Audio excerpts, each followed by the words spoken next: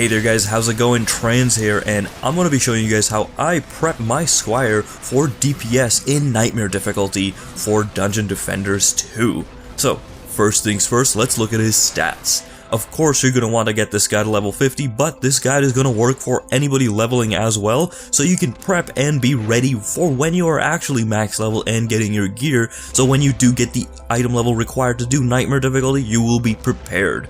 So, for stats, we're obviously going to want to put as many points in defense power as possible, then we're also going to want to max out defense speed and defense range. And then you're left over with 30 more points. Now this you can put in either two different stats. You can put in defense health or defense critical damage. These last 30 points really don't matter too much, but if you're going for a more just overall DPS oriented build, you do defense crit damage. I like to have a little bit extra points in health because of my current gear setup. It does help out a tiny bit more, but it's really minuscule and doesn't matter too much. Next up, the sphere sheet. For this, we're going to want to go ahead and pick up the Defense Power 5 and Defense Power 1 spheres. This is going to give you a total of 52 defense power and just give you that little bit extra kick in damage. Then, always you want to take Defense Speed 5 sphere. Always take this one just because defense speed is so limited right now in this current patch that we want to get as much as we can. Next up, I'm actually going to go ahead and pick up the 10% range spheres on both of the medium slots. So we're going to want to increase the ranges of all Squire projectile defenses by 10%. Then next up for the large sphere, real quick guys, I noticed something in post. I completely messed up regarding the large slot sphere for the Squire. You're going to want to go ahead and pick up Powerful Spears Sphere 1. This gives you a 30% chance per hit for the ballista to deal full damage to all targets pierced for the next 4 seconds. This gives your ballista basically 2 free shots of 100% damage on all 5 of its targets hit. Then lastly, for the Uber Sphere, since I do not do a cannonball build for this one, this is a ballista-centric build, I'm just going to go ahead and pick up Shielding Guard Sphere. It really doesn't do anything in this last slot, but it's the only one I've got, so I go ahead and throw it in. Then next up, we're going to want to take a look at the inventory. What is this character wearing and what are the optimal stats to look for? Well, for a shield, you're basically going to want pretty much anything. Any good shield is going to work. But for the passives, you want any DPS passives you can get, and Defense Critical Chance is one of the best ones. So go ahead and try to get a shield with Defense Critical Chance, even if it's a low item power level. As long as the passives are good on this one, you don't have to worry about it, because the actual stats on here won't contribute to damage, and you're not really going to be running around with this character out on the field most of the time. Next up for the helmet, we're going to want to focus on defense power and defense critical damage. I have defense health on mine, but that's just because I haven't found a good one, because the main stat you want to worry about on the helmet is actually the vector corrector stat. You want to get this as high as possible. I believe the maximum is 20% on a legendary item, and you want to try to get as close to that as possible. As you can see, my overall item power level is 568 on this character, but the helmet is 469. Although I've found better defense power helmets, I simply cannot equip them because they don't have a high enough vector corrector on it, and I will emphasize more on why range is so important a little bit later in this video. Next up, for the chest piece, you can see a pretty good chest piece here. We've got Defense Critical Strike Chance increased by 4%. We've got defense power by 280. The only thing that'll make this chest piece better is obviously more item power, but defense critical damage instead of hero damage. Hero damage does absolutely nothing on this character, and having the defense critical damage will be better. Now, although defense critical damage doesn't affect the listed DPS on the items in the stats, it does actually help on the field. So although it doesn't give a, seeable increase, it will actually be increasing your DPS on the field.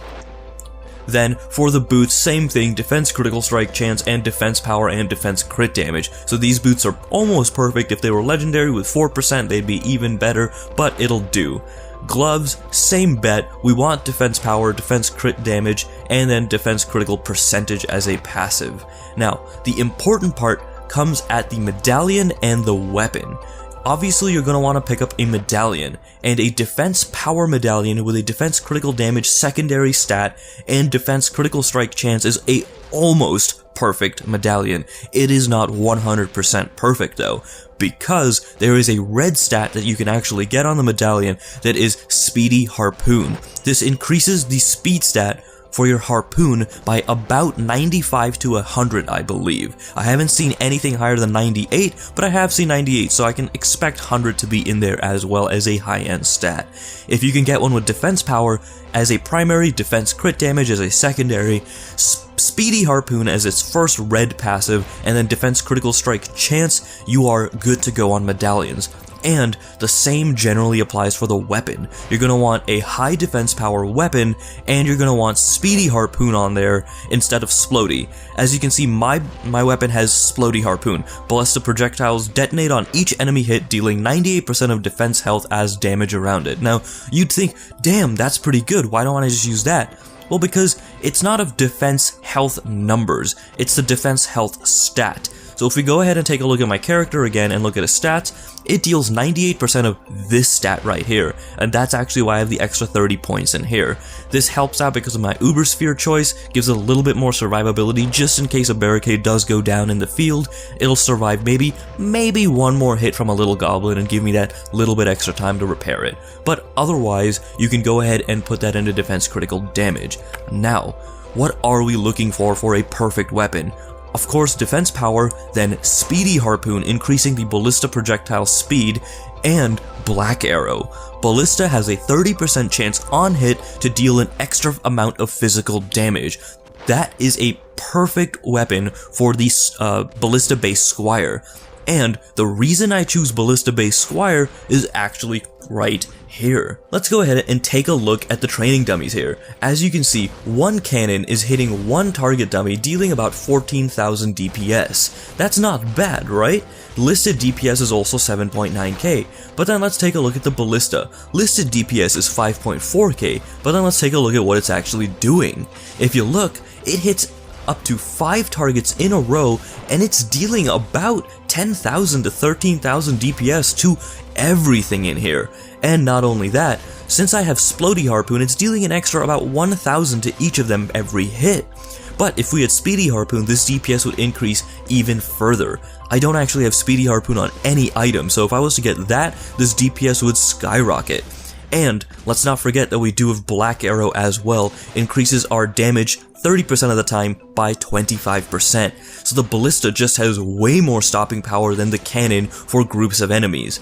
Now, when it comes to actually building in a map, you're gonna want to go for a 1-to-1 ratio. Since ballistas are more expensive than cannons to place, you can basically count a ballista as 1.75 of a cannon. So for every ballista you place, you're basically almost placing 2 cannons, and it about evens out to that. Since you're hitting 5 targets for slightly reduced damage, it does even out to about 1 cannon firing. So what I like to do is usually place 3 ballistas in a lane with 3 cannons way up front, right next to the barricade, in order to provide that extra bit of protection against stronger, larger, tougher enemies.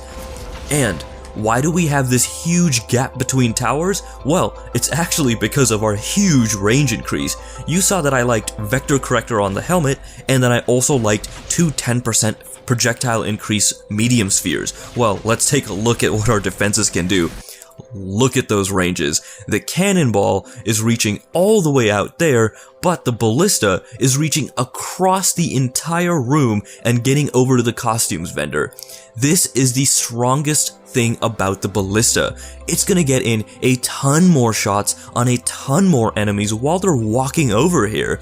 And if you can place these ballistas in a good spot where they're gonna get a bunch of extra hits before the enemy's even on your barricades, they're gonna be weakened, and the cannonball fire will be just enough to finish them off by the time they get to the barricade. And with that strategy in mind, you're pretty much mowing down everything. Things are dying way far back in the lane. Any air targets that come out are just gonna get picked off by the cannons while the ballistas are taking care of the ground targets, and you are good to go. This is the strat I've been using the entire way through on my Squire, and the farthest clear I have currently is the spooky necrotic map on Nightmare 3 difficulty for end game. So this does work very, very deep into the game. I'll be working on Nightmare 4 guides for it as well once I get up there, but so far, this is working phenomenally. I hope this guide helps you guys out, and you can be on your way to making a badass Squire. Also, I totally forgot to mention, If you do have a pet that you could throw on here, you're just going to want to throw on a standard defense power, defense critical strike chance pet. If you have one, go ahead and try to make one if you can. They're very easy to make. Thanks for watching, guys, and good luck defending those dungeons.